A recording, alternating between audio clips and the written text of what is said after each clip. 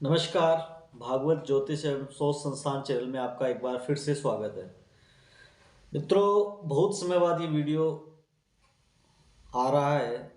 समय के अभाव के कारण मैं वीडियो नहीं बना पा रहा था, लेकिन मैं अब पुनः अपने चैनल को रिवाइव करने में लगा हुआ हूँ और बहुत सारे वीडियो अब आपको ज्ञानवर्धक भक्ति से ओतप्रोत आपको देखने को सुनने को मिलेंगे। आज का हमारा जो विषय है वीडियो का, वह विषय है इष्ट देव को लेकर है। साथियों, इष्ट देव क्या होते हैं, हमारा इष्ट देव कौन हो सकता है और इष्ट देव की पूजा करने से हमारे जीवन में क्या परिवर्तन आ सकते हैं, इस पर आधारित ये पूरा वीडियो है। प्रत्येक व्यक्ति जब पूजा करता है तो उसके मन में संशय रहता है या संदेह रहता है और बहुत लोगों की जिज्ञासा रहती है कि हमें कौन से देवता की पूजा करनी चाहिए। तो एक पंक्ति में मैं आपको बता देता हूँ, एके साधे सब सधे, सब साधे सब जाए। अर्थात आप अगर एक देवता की पूजा अपने मन से कर लेते हैं, पूरे ध्यान से कर लेते हैं, तो आपको अन्य किसी देवता की पूजा करने की आवश्यकता नहीं होती। साथियों, इष्ट देव क्या होते हैं? इष्ट देव का निर्धारण जो है सामान्य तौर पर कुंडलियों के आधार पर भी किया जाता है, लेकिन सब लोगों को तो कुंडली के बारे में पता नहीं होता। जन सामान्य लोगों को कुंडली के बारे में पता नहीं होता, या कुछ लोग ऐसे भी होते हैं जो कुंडली दिखाना नहीं चाहते या दिखाने में जिज्ञासा उनकी नहीं होती। तो वो कैसे पता करें कि हमारे इष्ट देव कौन है? तो जो भी आपकी मन में, आपके चिंतन में, आपके ध्यान में जो भी देवता की प्रतिमा, जो भी देवता का चित्र आपको अपनी ओर आकर्षित करता है, वही आपका इष्ट है। आपको लगता है कि मैं इनको जब अपनी बात बताता हूँ या इस देवता को जो अपनी बात की अपनी इच्छा रखता हूँ, तो वह बात बहुत जल्दी पूरी हो जाती है या मेरी मनोकामना जल्दी पूरी हो जाती है, तो आप उसको अपना इष्ट देव मान सकते हैं। सामान्यतः कुंडली की अगर बात करें तो कुंडली का पांचवा जो स्थान होता है कुंडली का, पंचम भाव जिसे हम कहते हैं, उस पंचम भाव से इष्ट देव का निर्धारण किया जाता है। उसमें जो भी राशि है उस राशि के स्वामी के अनुसार उसमें इष्ट देव का निर्धारण होता है। और एक सामान्यतः मैं आपको प्रैक्टिकली बात आपको बताऊं अगर, तो ये भी हो सकता है कि जैसे हमारे कई मित्र होते हैं, बहुत सारे मित्र हमारे होते हैं, उन मित्रों में एक मित्र ऐसा होता है जिसको आप अपनी मन की बात बताते हो, या वह आपके दर्द को, आपकी खुशी को, आपकी जो भी कामना है या आपके जो भी विचार है उनसे पूरी तरह सहमत होता है या पूरी तरह उसको मानने के लिए तैयार रहता है और आपकी सहायता के लिए तैयार रहता है। उसी प्रकार विभिन्न देवता हैं, अलग अलग देवता हैं, अलग अलग देवियां हैं, लेकिन फिर भी आपका मन जिस प्रतिमा के प्रति, जिस देवता के प्रति आकर्षित होता है, वही आपका इष्ट देव है। उसकी पूजा आपको करनी चाहिए।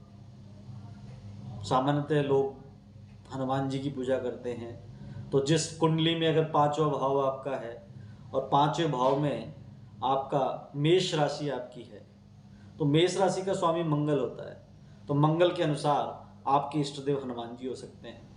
जैसे किसी के पंचम भाव में कुंभ राशि है, तो कुंभ राशि का स्वामी शनि होता है, तो शनि के अनुसार भी आपका जो इष्ट देवता है वो हनुमान जी और श्री राम भगवान की आप अर्चना और पूजा कर सकते हैं। तो अगर आप अपने इष्ट देव को पहचान कर उसकी आराधना, उनकी पूजा करते हैं, तो आपका जो पूजा करने का भाव है और पूजा करने का जो उद्देश्य है वह ठीक प्रकार से सफल हो पाता है। तो मैं आपसे यही कहना चाहूँगा कि इष्ट देव का निर्धारण करने के लिए कुंडली दिखवाना यह बिल्कुल भी आवश्यक नहीं है। पर लोग कुंडली दिखवाते हैं या कुंडली दिखवाने के जिज्ञासु रहते हैं, तो वो यह प्रश्न कुंडली का जो विश्लेषण कर रहा है, पंडित जो भी कर रहा है, जो महानुभाव कुंडली का विश्लेषण कर रहे हैं, आप उनसे अपने इष्ट देव के बारे में जान सकते हैं। अगर उस तरीके से आप नहीं जानना चाह रहे हैं, तो सामान्यतः आपको जो देवता अपनी ओर आकर्षित करता है या जिसकी प्रतिमा, जिसका भाव आपके मन में है या जिसको आप कहते हैं कि मेरा काम जल्दी हो जाए, और वो वास्तव में हो जाता है तो वही आपके इष्ट देव हैं। पर यही मैं कहना चाहूँगा कि रोज़ाना अलग अलग देवी देवताओं की पूजा करने का कोई तात्पर्य नहीं है। एक इष्ट देव को पहचान कर या एक इष्ट देव को बनाकर उनकी आराधना करनी चाहिए। उससे आपके जीवन के मार्ग प्रशस्त होते हैं, जीवन में सफलता मिलती है।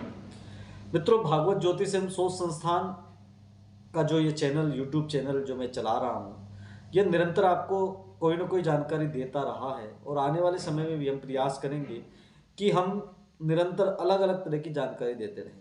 सामान्यतः मैं उन लोगों के लिए ये विषय लेकर आता हूँ जो मेरी आयु के हैं या सामान्यतः जिनको समझ नहीं आता है या उनको ऐसा लगता है कि ज्योतिष बहुत पुराने लोगों का विषय है या भक्ति बहुत पुराने लोगों का विषय है।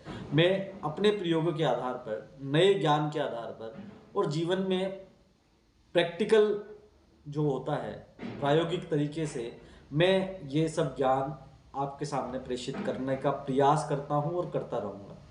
मैं चाहता हूँ कि आप मेरे चैनल को सब्सक्राइब करें, लोगों को भी बताएं, और कोई प्रश्न आपका अगर है तो वो भी मुझे एक बार बताएं तो मैं उसके लिए, ये इष्ट देव का भी किसी ने मुझे प्रश्न किया था, कुछ लोगों ने मुझसे कहा था कि इष्ट देव के बारे में आप कुछ बताएं, तो मैंने उनको वीडियो के लिए कहा था कि मैं एक वीडियो बहुत जल्दी उस पर लाऊंगा और आपको इष्ट देव के बारे में पता चलेगा। तो आप अपने इष्ट देव को अगर मना लेते हैं, इष्ट देव को ध्यान से पूजते हैं तो आपके काम सफल होते हैं। और इष्ट देव पूजा एक ही देवता की करनी चाहिए, बार बार अलग अलग देवताओं की पूजा मैं नहीं मानता कि करनी चाहिए।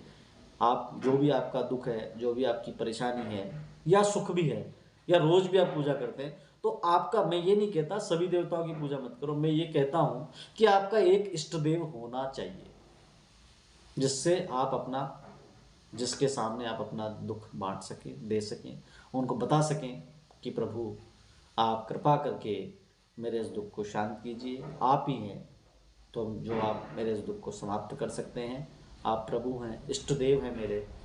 इस प्रकार की प्रार्थना अगर आप करेंगे तो निश्चित रूप से आपको आपके कार्य में सफलता मिलेगी। यहीं पर मैं वीडियो समाप्त करता हूँ। जय श्री राम, जय श्री राधे।